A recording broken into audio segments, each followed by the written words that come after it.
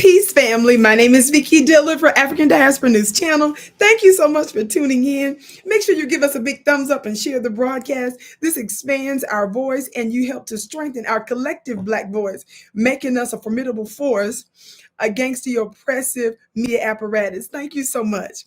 Family, I saw this very interesting exchange between this particular U.S. think tank who had this reporter speak to the DRC's Minister of Information and Government spokesperson, Mr. Patrick Katimwe.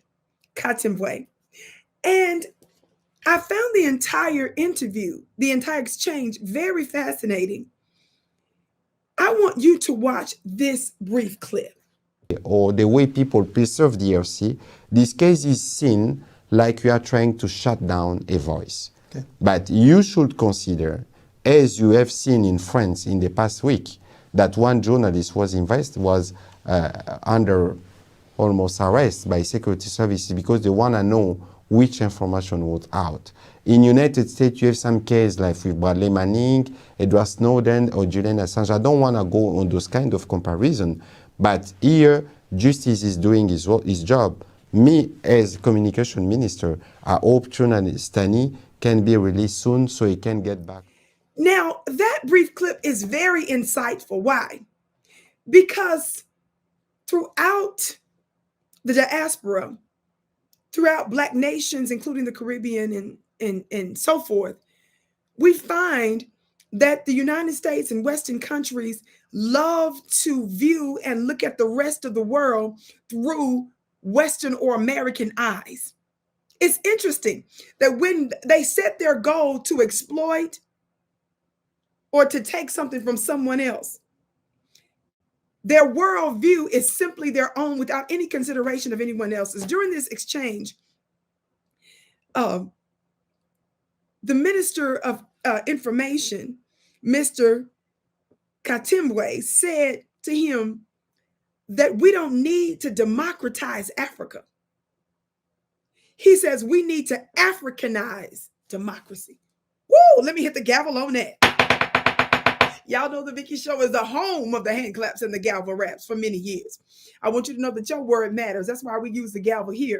The gavel is not just for your white European lawmakers. Talk Black to me, somebody.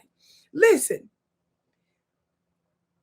he invoked, among others, Edward Snowden, because this reporter was literally badgering him throughout this interview about corruption, these allegations of corruption concerning the DRC, this notion of media censorship.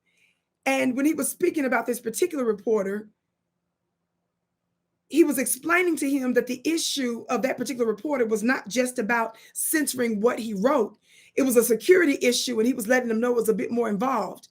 He also talked about the updated law that the DRC passed to ensure that journalists are not unnecessarily and unfairly punished. I think it's very important that he invoked the name Edward Snowden in this particular instance. Number one, to be clear, there are many Black voices that have been censored that don't get the international attention that Edward Snowden did. But we're using Edward Snowden's name because it's a highly recognizable one.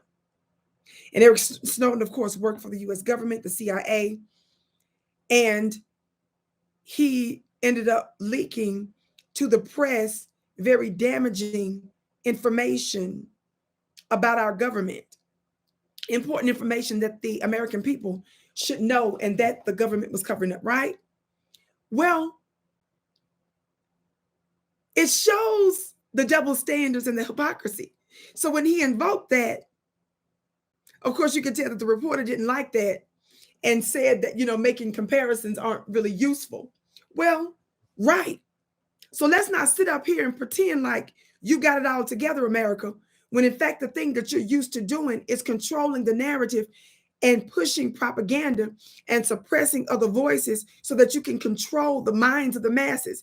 And everybody knows that whoever controls the minds of the masses are the most powerful people on the planet, because what you think and the minds that you control ultimately affects the actions of the masses.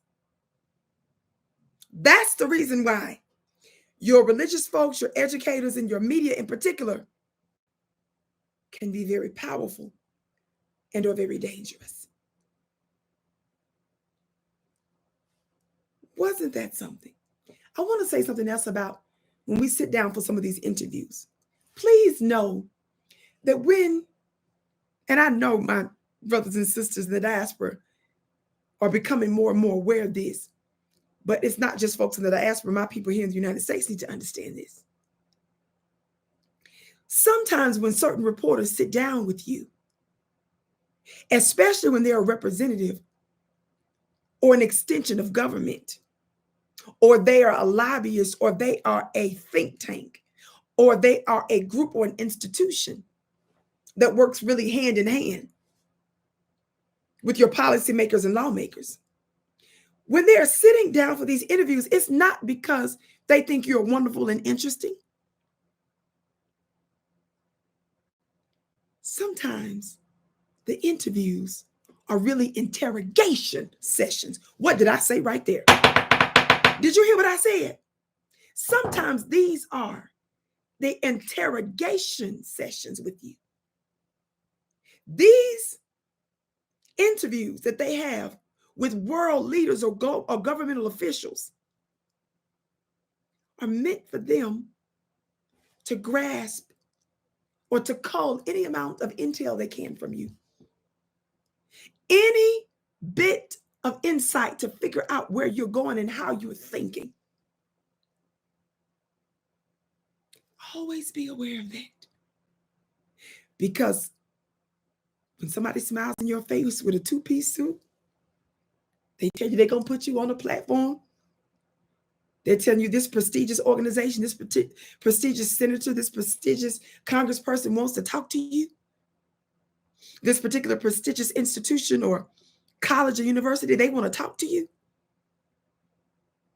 This particular corporation or company wants to talk to you with a big smile on their face. Sometimes they might give you an honorarium, 5-star luxury travel arrangements.